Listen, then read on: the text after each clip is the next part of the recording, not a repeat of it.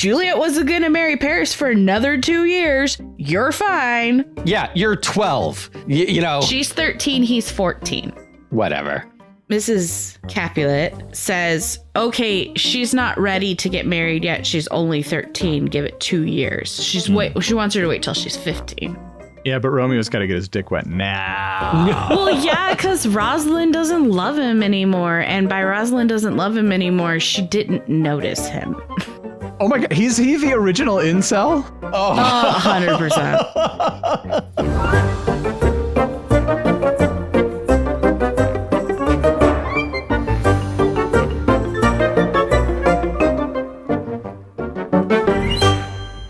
Hey there, story fans. Welcome to Almost Plausible, the podcast where we take ordinary objects and turn them into movies. I'm Thomas J. Brown, and today we're going to create a movie plot about a sewing machine. With me, as always, are Emily. Hey, guys. And F. Paul Shepard. Happy to be here. For years, I have been wanting to sew my own shirts, but I don't currently have a sewing machine of my own. Do either of you sew?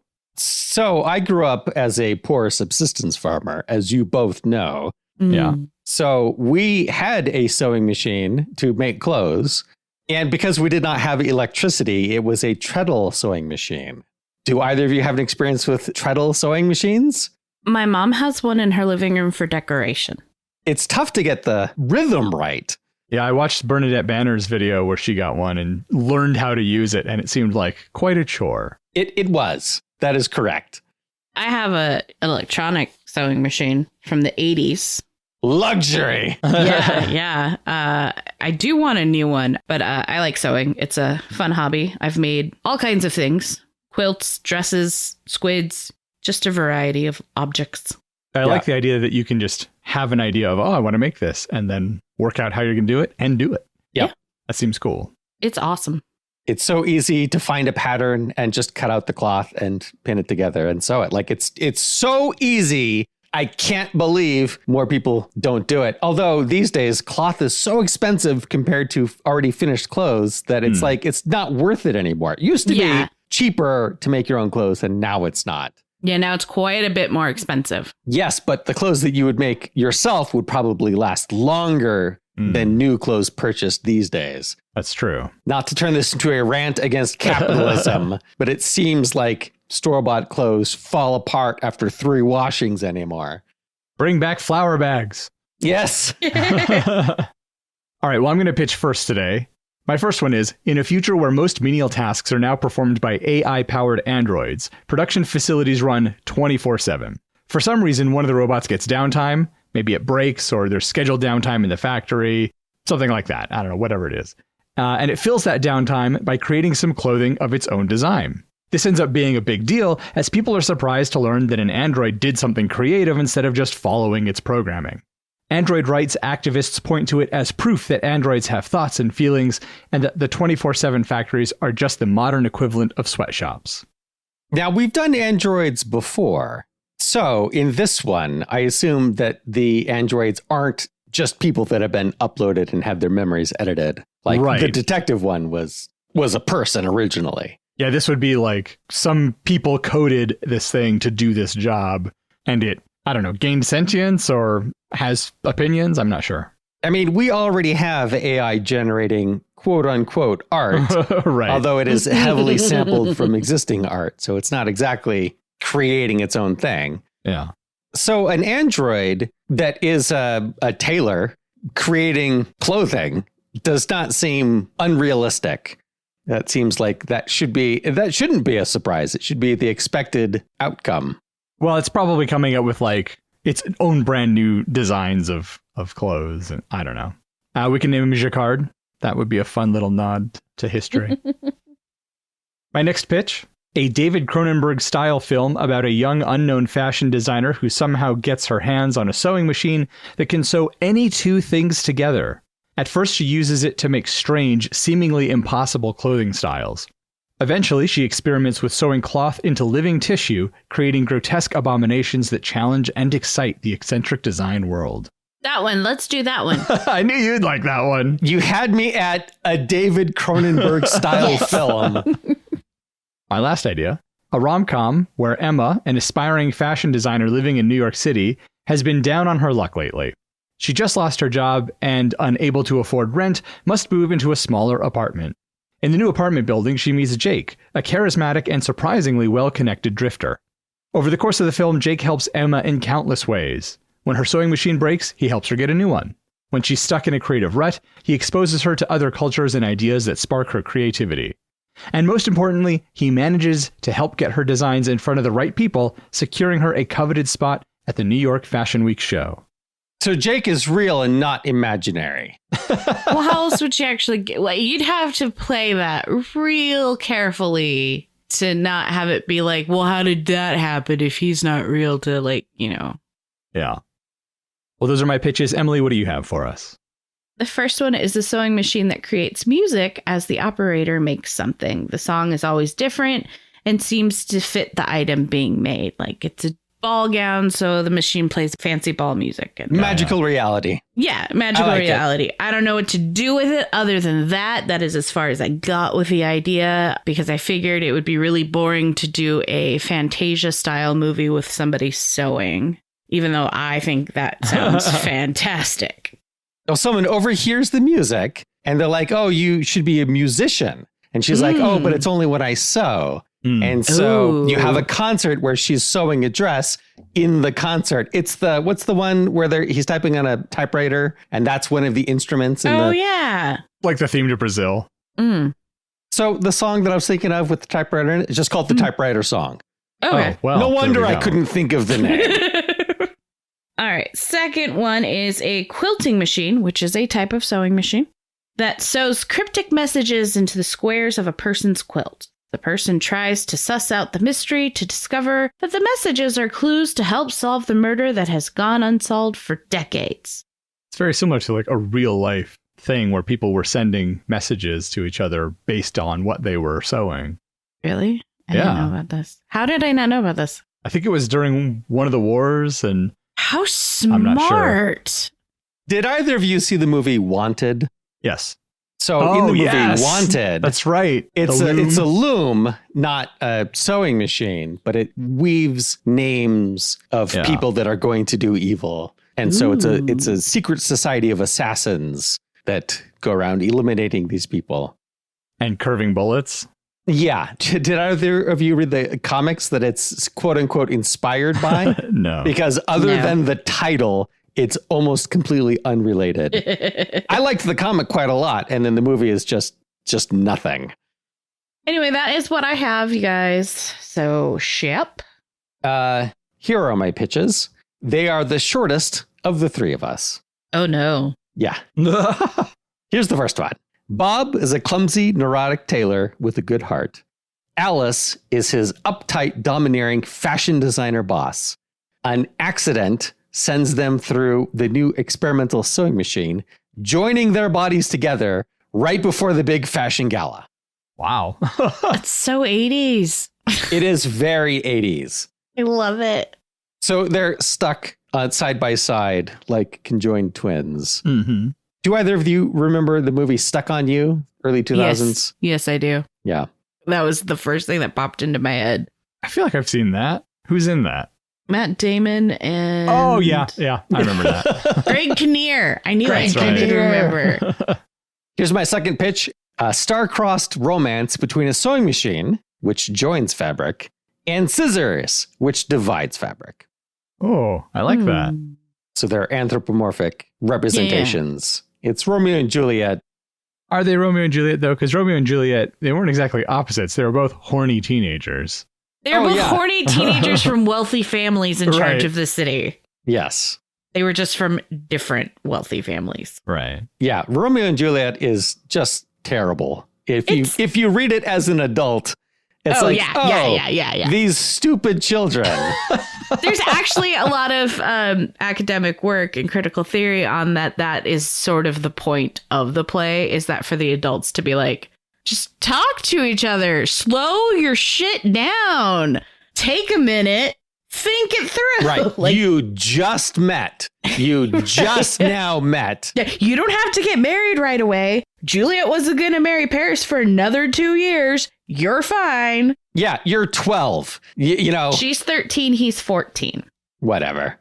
Mrs. Capulet says, okay, she's not ready to get married yet. She's only 13. Give it 2 years. She wants her to wait till she's 15.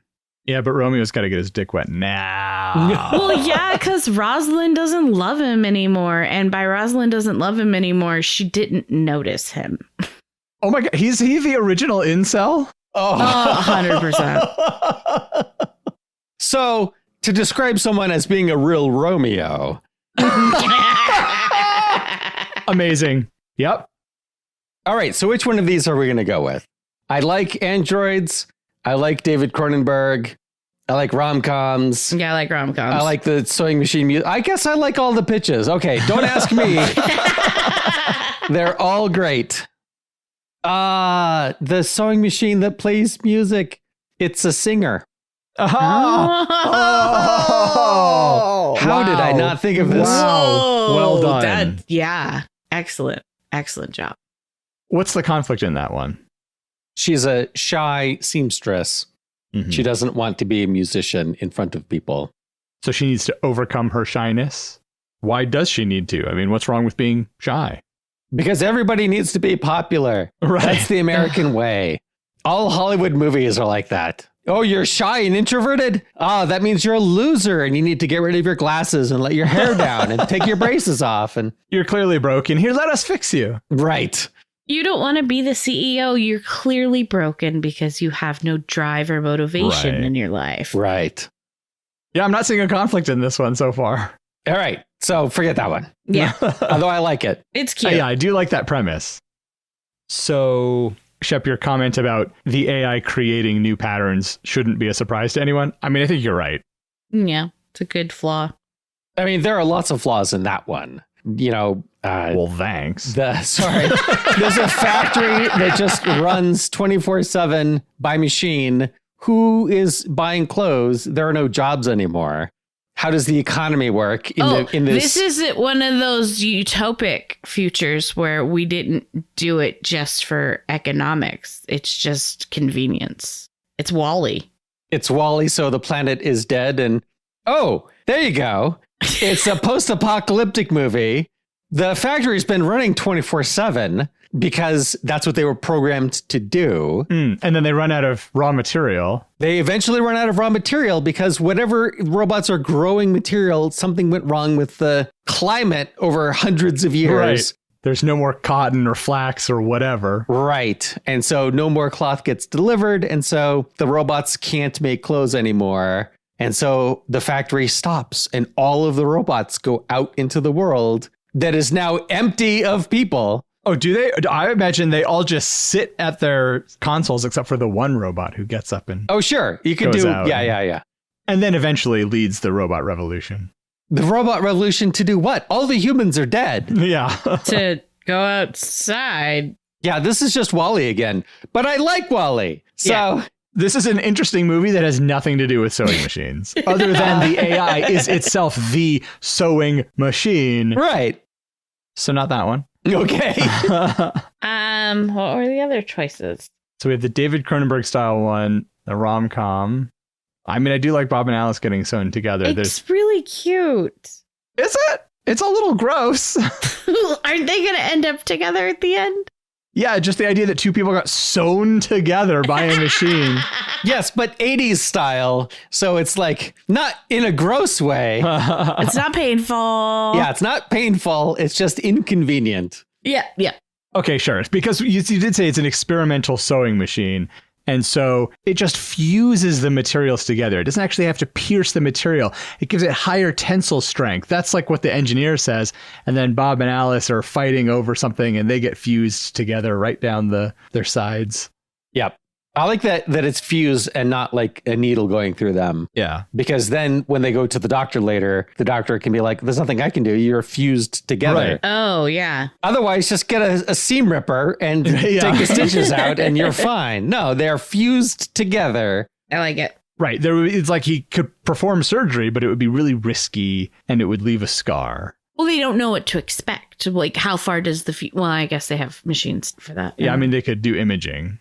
So they do imaging, yeah, and it'll be dangerous because they can see that not only is their outsides fused, but parts of their insides are fused. Their hearts have been fused. No way.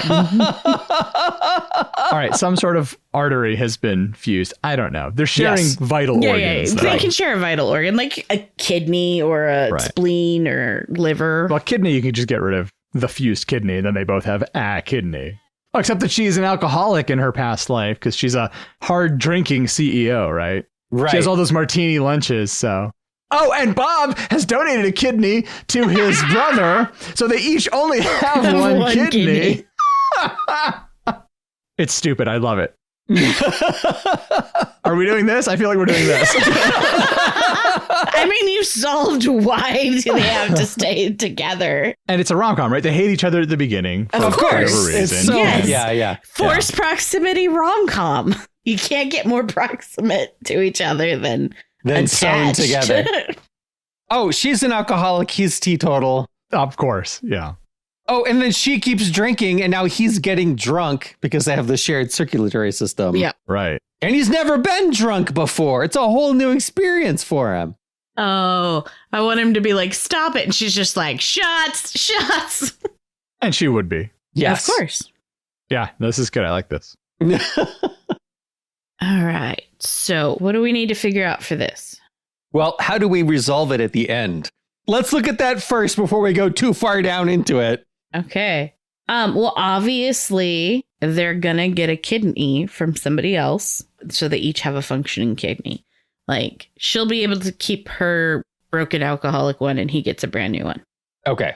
Because, their assistant, Madge, got hit by a car while trying to bring something to Fashion Week for them. And they get Madge's kidney and can be separated. I don't know. Yeah, I don't know how organ donors work. Like, how do you get on the list? What's the priority? They just had a last week tonight where they talked about exactly this. And basically, it's the more money, the better odds. Mm-hmm. Yeah. Oh, well, she's rich. So good news. She's rich and they're an anomaly that's been all over the news. So they're on the top of the list. Oh, they're national sweethearts. So everyone wants to save them. Yeah, because they have a really successful run, because they fight at first and things are terrible and they can't work. And then they have a really successful run for a while and they keep getting interviewed and like, what's it like now that you're fused to another human? Has that changed your creative process? How has that changed your managerial process? Like, just that stupid bullshit. How do you guys do it? They can't do it. If they're fused back to back or side to side, stuck on you style. That could be their appeal, in interviews. Like, oh, we can't even hug. We can't kiss. We can't, Oh, and I want her to be like, we're going to use this. Yes. And she's the one that pushes, like, we're going to do all the talk show circuits. Yes. As soon as she gets like a tiny taste that like, oh, this is marketable. Because at first it's a disaster. Right. This is going to ruin her image in the industry. Are they darlings of the non-binary community? Yeah. What are your pronouns? Which bathroom do they use?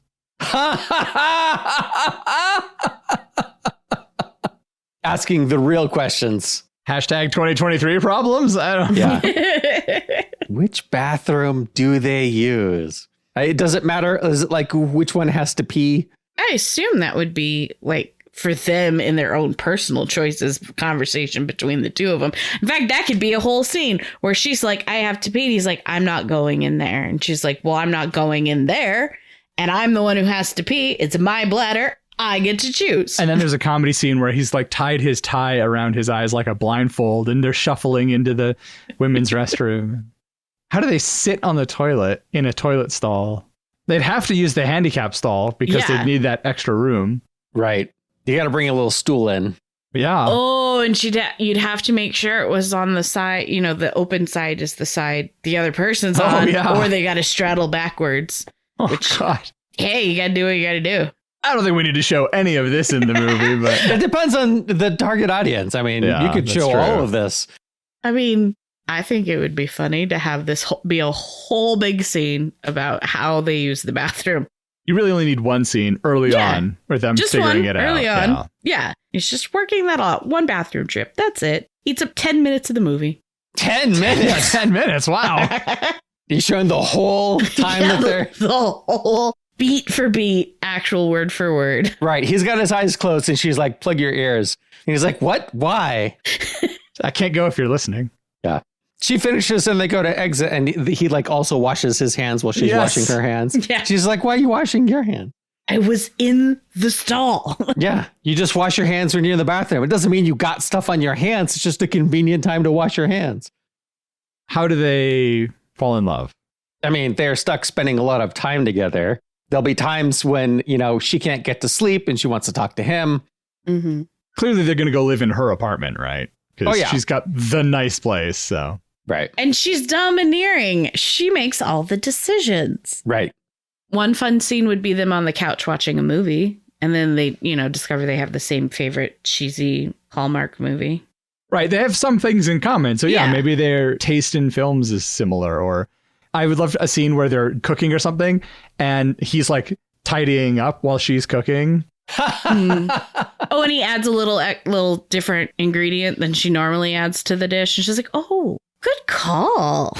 Right. I could totally see him just being, I'm just helping out because that's the kind of guy he is. Right. So the first time he does that, she's got to yell at him because he's messing with her recipe. Right. Yeah. Because she's not the kind of person that likes things different. She likes things exactly how she likes them and is not interested in pursuing any change. But he will just, you know, add a seasoning or whatever. And then it turns out better. And so she begrudgingly. Well, yeah, she's going to throw it all out because he's messed it up. And he's like, you just taste it. Just taste it. There's no sense wasting this food if it's Yeah. perfectly fine. Taste it. If you really think it's inedible, we'll clear it off and I'll order us in some Chinese. Ah, it turns out they have the same favorite Chinese restaurant. Whew. No, obviously he likes the disgusting Americanized greasy spoon down the street and she likes the uppity gastro-inspired. Right. Where it's not real food. It's just, you know, a small decoration on a plate. Yeah, the molecular gastronomy. Yeah. Yeah. Essence of Peking duck. It's The Odd Couple meets Stuck on You. Yeah. As a rom-com. I was thinking for the recipe thing, he should put cinnamon on chicken. Because Is that a thing? Oh, it's so good. Mm-hmm. Nutmeg on hamburger is also really good. Ooh. What? Yeah. I'm learning a lot. What would their big challenge be? She's pregnant. That would be challenging. We're just going to go all in. Yeah, not from him. She got she was artificial pregnant insemination. before. Right. She was already pregnant before. Yeah. This is messing up. Why was she drinking so much when she's pregnant? Because you didn't know she was pregnant yet. But if it's artificial insemination, then she did know. Okay, it could be his. And that's just part of the merge was like some of his sperm Oh, yes. got over there. And so like they're both surprised. Yep. That's great because it's awful. I love it. So it's like all the possible bad things happen to them. Right. Like, when do they find out she's pregnant? Like, how far into the movie? Right. She thinks she's hungover. That's why she's sick in the morning. Oh, yeah. Oh, yeah. And then she's peeing all the time. And he makes a comment about, God, you're peeing a lot. Do you have diabetes? Are you giving me diabetes? Like, he blames her for like a fake health thing. Turns out he's made her pregnant. Right. Oh, yeah. So she blames him. Yes. He blames her and makes her go to the doctor. And that's when they find out. Yes. I think the doctor's like, oh, you two again. Now what? Does he say you two again or just you again? Yeah, I mean, that's Just good. you. Oh, yeah, just you. Yeah, that's good. So what is the situation that causes them to initially be stuck together? Presumably there's some third-party engineer who has this sewing machine. Right. Some mad scientist that has invented this to seamlessly sew clothes together. That's the selling point. Oh, yeah, it's no fusing the seams, fabrics. yeah. No seams. It's threadless. It's revolutionary. It can handle any size thing that you put in. Yeah. And then somehow they're next to each other. Are they fighting over something? Are they... Right. They've got to be fighting because they fight nonstop at the beginning. Right. I mean, is he... How high up in the company is he? Is he just a grunt and she's the CEO? Is it a fairly small company and he's just works there? I mean, it's better if he's a grunt and she's a CEO to make them further apart. Right. So then why would they be fighting before they're connected? Oh, maybe they're fighting over the sewing machine because she's all in on the new technology and he's a traditional tailor. Sure. So she's already like bought into this. Right. And he's found out about it, so he's going to go give her a piece of his mind because this is going to ruin... He's going to vandalize the machine. He's going to destroy it. In the classic lineage of Taylor's past. Right. And so they fight, they struggle, they fall into it, and zip, they're stuck together. Yeah, that's good. I like that. Okay. I guess the clothes they're wearing also fuse, so they've got like whatever they were wearing just becomes one garment on them now. Yep. Do they have to wear the same outfit the whole movie, or... No. Okay. I mean, that's one of the things they would do early on is create new outfits for themselves. Oh, right. yeah, They're because he's both the fashion tailor. people. Right. She has a good eye. He can make it happen. That could be actually an early, like, all right, you're not so bad kind of moment. Oh, yeah, she like sketches something up and she's like, could you make this? He's like, of course. See, that would be good because when he adds the ingredient to the food later on, it can be a callback to him saying, well, you didn't screw up the design or whatever. Right. You did something good and I made it work. I'm going to do something good and you're going to make it work, kind of thing. Sure. Well, this seems like a good time to take a break. So when we come back, we'll figure out the rest of our story for Sewing Machine.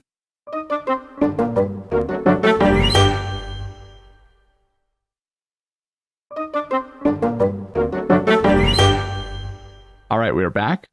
So there's a big fashion gala at the beginning of the film. Mm-hmm.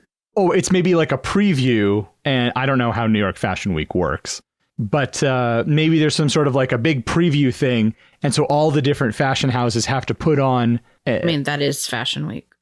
But it's like to decide who gets to be on the big stage, right? So it's like all the different houses are doing like a little mini thing, and then there's some panel of people who decide, yeah, you get to be part of the big show. Yeah. And so it's like right before their preview show, this happens. Yes, that makes sense.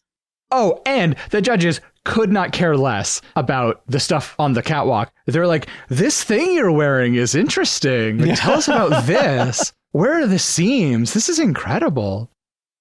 Is this crazy experimental inventor guy, is he selling these machines to all the fashion houses or just this one? It's got to be just this one. Yeah. She got a line on it from some sketchy relative of hers who knows this guy who's built this thing in his garage. Ooh, what if, to add a little more conflict, what if the crazy inventor guy, is a person that went to high school with her, has always had a crush on her, and that's why he came to her first, because he wants to impress her with this machine, thinking it might lead to something. That's great. And the machine is genuinely a cool thing for the industry, so she's interested in the machine, but could not care less about him. And so now, when those two are together, he's like upset. And so is he trying to find a way to separate them?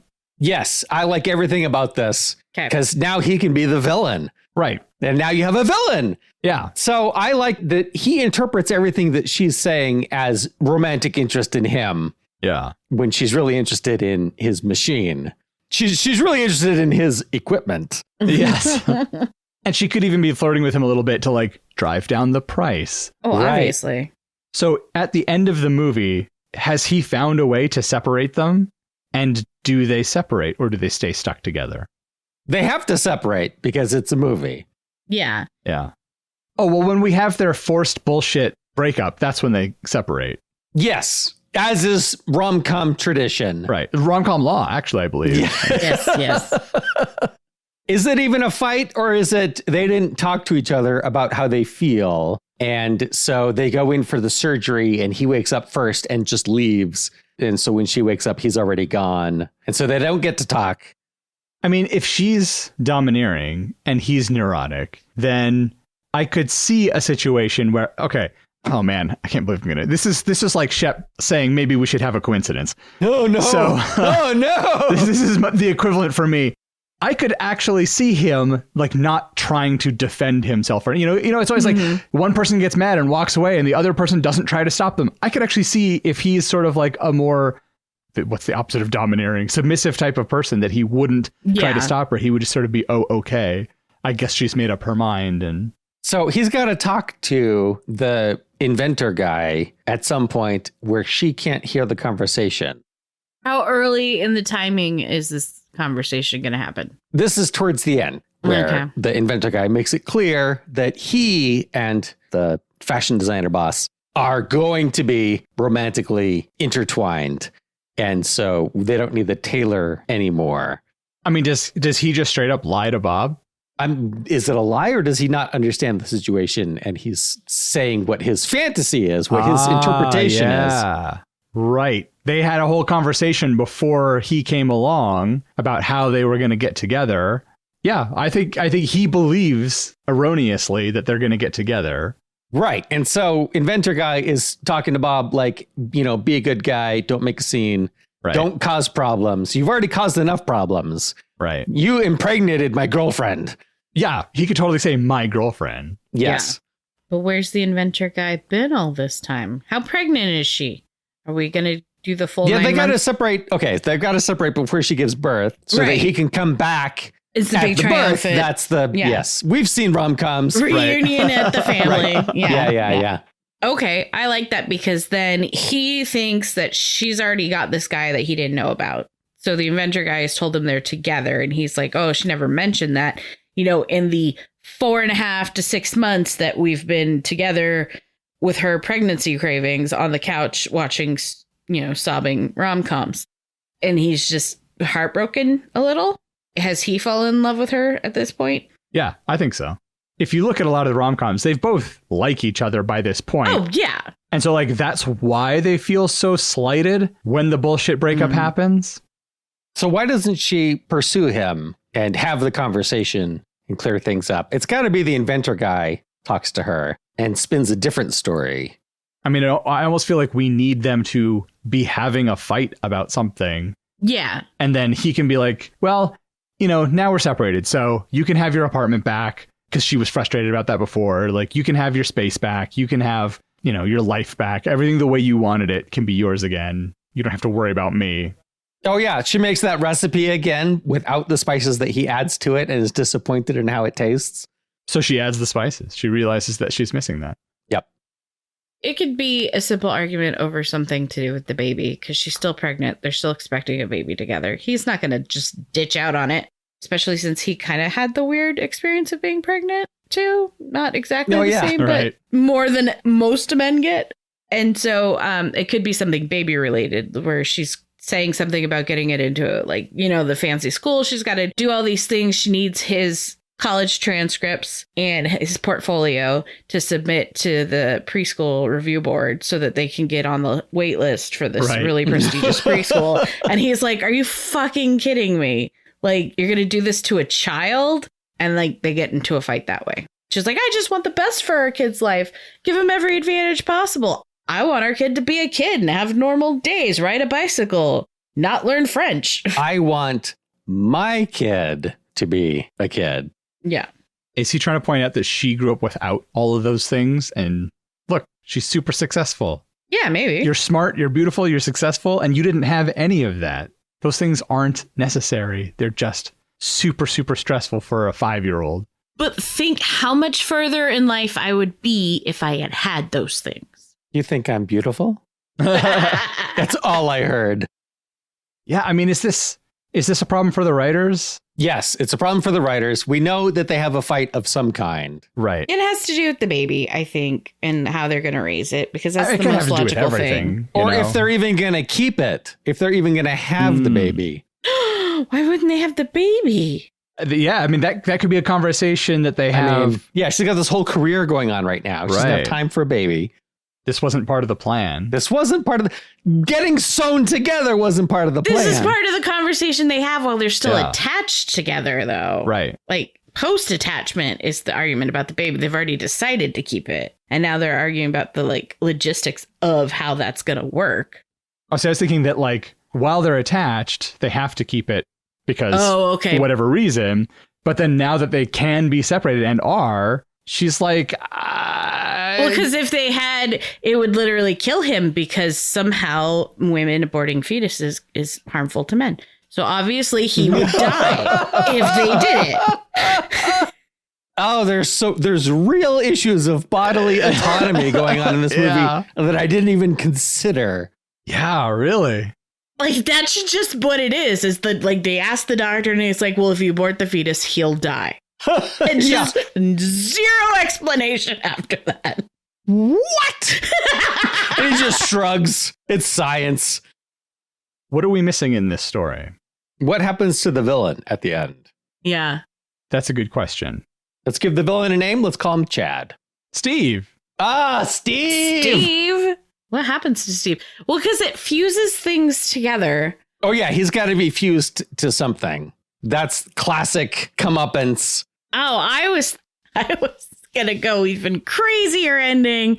Is he is kidnapped by Russian government for defense purposes because he can fuse any material together, and so they want to use him to build super weapons. That feels like there's a weird existential threat at the end of the film that kind of comes out of left field. Okay. I want to do a classic trope. Steve has an assistant who is in love with him that he is not attracted to at all, as is tradition. Right. So at the end, they get fused together. And her glasses fall off and her hair comes out of its ponytail. And he's like, Amanda, you're beautiful. No, it's a villain comeuppance. Right. He's supposed to be punished. Yeah, the punishment is he doesn't want to be with her. Counterpoint, what if he gets fused to a dozen rats? What would be wrong with his assistant? He just doesn't like her. Everything else about her normal and fine. Yeah, he's not into her at all. He's just not into her. Yeah. There's nothing wrong with her. She's not fat. She's not visibly dorky. She's not limping. She doesn't have a speech impediment. She's just a normal human woman. Right. But that she's he not. Just doesn't like. Yeah, he's only got eyes for the fashion designer. He's only got eyes for Alice. And this isn't Alice. Okay. So is she keeping the baby? Are we going that route? Yeah, it's a movie. That's how it goes. Okay. Yes. So the triumphant ending is him coming into the delivery room just as the baby is being born, right? Sure. Or her after it's born in the recovery room. Yeah, you gotta have the fake out ending where it's like, oh, is he gonna be there? Oh, he wasn't there. I guess he actually really doesn't care. And then he shows up. Oh, no one's heard from him either. She's like, did you text Bob? Yeah. And they're like, we've texted, we've called. I think this is where Steve comes into it and interferes with Bob getting to the hospital in time. This is where Steve ends up fused because you have your villain fight before your triumphant reunion. Yeah. But has Steve already had the fight with Alice? Are they on the outs already, right? And this is his last ditch effort to show Alice that Bob doesn't care and that Steve's going to be there for her. She's got to choose Steve. I think so. I think that's why Steve is having the fight with Bob is to, if I can't have her, no one can type of thing, or get rid of this guy. He has ruined things. He has turned her against me. So I need to retaliate. Okay. Is he trying to fuse Bob to the assistant? Maybe just to something stationary so that he can't escape. Because that's like the best. Instead of handcuffing somebody, you just like fuse them to the bed. I mean, come on. How are they escaping that? They're attached to the wall. I'm trying to picture how the scene is going. Right. Mm-hmm. And I think Bob needs to get fused to something, at least temporarily, because of how the scene, of how this type of scene would traditionally go. Yeah. Right. Steve has to appear to win at some point. To fake out people that have never seen a movie before. Right. Or people like me who are like, ooh, what's the delicious turn going to be that I know is coming? So Bob is fused to something or gets his hands fused together or something like that, but still manages to come out of the machine and fight Steve and triumph and then rush to. That's why he can't answer the phone. His hands are fused together. Okay. Are his hands fused together around a pole or something instead of being handcuffed to something? Right. How does he get out of that then? Sheer force of will. Oh, God. No. Because he's going to the hospital anyway. And so after the triumphant scene at the end, you can have him, with his hands bandaged, implying that the doctors have separated his hands. It was not a big deal. Well, yeah, because he's fused to himself. It's no problem. Right. I mean, you could have him get to the hospital and his hands are still fused and he goes to hug her and he's got to put his hands over her. Yes. Yeah. And then at the denouement, you see that they've been separated. Does the assistant, because the assistant has to be there, does she help like break him out? That's what I was wondering, actually. Does she unfuse his hands? And She can't unfuse his hands. His hands have got to be fused for the ending. Yeah. But she could get a hacksaw and saw that weird fence post in the middle of the room off so that he That's can... a lot of hacksawing, unless it's a very small post. Yeah, it's just a little chain link fence post. So what's that, 20 minutes? That's fine. She's fused to the bad guy already at this point. And she's got nothing but time. No, she can't be fused to the bad guy yet. She tries to save the bad guy when he gets knocked into the machine. That's what she dives in after him. That's how they get fused together. I do like the idea of her rescuing Bob. It's Superman 1 style. I mean, I think that if Bob is actually, if his hands or his arms are completely around something, there's not really any way for him to escape. But it's possible that his hands got fused together. Steve caused his hands to be fused together so that he could not fight. Yeah. Oh, his hands are fused together, but like one arm is through one of those wheels, like a valve. Like for a fire hydrant thing? Yes. And so later she disconnects that whole wheel from the wall.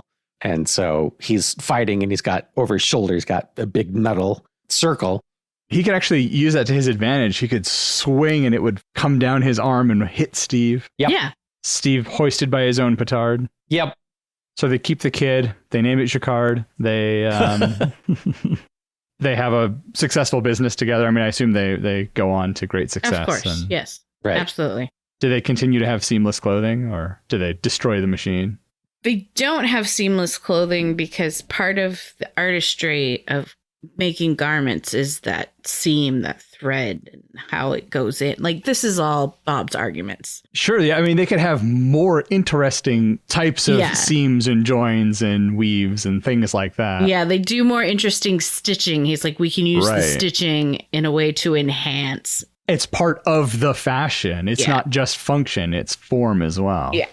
Shep, you look unconvinced. I am unconvinced because this seems like the historical arguments against progress, that the old way is always better.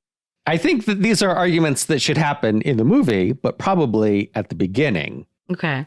And they keep the machine. So do they just incorporate both? And Ooh, yes. He uses elaborate stitching and embroidery with the seamless seams. Yeah. Okay. That's how they're successful. Right. Bringing the two together. Bringing the two together. There it is. That's the tagline. And then at the end, somebody asks if they're going to get hitched, but it sounds like they said stitched. And they're like, what? Nope. If they're still using Steve's machine, is he rich now? Or is that, don't ask questions. Don't worry about it. Don't think about it. Did he file the patent before he showed it to her? Obviously. No, of course he did. No, he's Steve. He's not smart enough to have done that. He's smart enough to invent a fusing machine. But he's so eager to impress her that he's like, I'm going to show her before I file the patent. No. He didn't file a patent because when you file a patent, you have to disclose how the technology works. And he doesn't want to disclose how the technology works because he's the only one who knows. And so he has a monopoly on that technology for the time being. Also, it's to prevent the military industrial complex to also have it because fusing of various materials would be highly sought after. And he's, got some morals. He's against war. Do we see that him and his assistant, now that they're fused together, doing similar interviews the way that Alice and Bob did at the beginning? Oh, that's old hat. People fuse together. Yeah, they don't care. Or if they do interviews like that, she does all the talking and he just rolls his eyes at everything she says. I mean, I imagine it would be like pointless morning talk shows and it's all like gossipy and stuff. And he's like, I invented a machine that stitches any two. Why aren't we talking about that? How come they don't get separated right away? Like, we now know that they can do it, right? Because they've invented some way to separate the other couple. The other couple needed organs donated and they were rich, or she was rich. Neither Steve nor his assistant are rich. Also, they were fused differently. They're fused belly to belly. A lot more organs that have to be separated. A lot more organs. They could be separated, but he would lose his penis. Yeah. So they could be separated, but they can't coordinate to operate the separation device because of how they're fused. They're fused at some weird angle. They're always falling over. Maybe that's, they're not popular not because two people being fused is old hat, but because they're not fused in a way that's cute. So They're just nobody wants to see together. it. Yeah. I like that idea that they're at an angle. Anything else? I think we got it. I mean, think we got it, yeah. have it. it's very tropey 80s style, Sure. silly movie. But as people who grew up watching those kind of movies, I think we all really enjoy that. So Yeah. Why don't they make those kind of movies anymore? I don't know. Well, it's because we don't have rentals. We don't have the long tail that's economy. right. Everything is on streaming now. And so if Right. it doesn't make all its money in the theater, it's a failure. Yeah, So we did this to ourselves. it's true. Well, we would love to hear your thoughts on today's episode about a sewing machine. Do we have it all stitched up? Or was this topic just too tough of a needle to thread? Ugh. Let us know by leaving a comment on our website, reaching out on social media, or sending us an email. Links to all of those can be found at almostplausible.com. If you're a fan of Almost Plausible, we hope you'll tell people about the show. Word of mouth is some of the most effective marketing there is, and we would be honored if you talk about our podcast with your friends, family, coworkers, and, complete strangers, whatever. Perhaps you'll even plan a listening party to introduce everyone to Emily Shep and I when we release the next episode of Almost Plausible.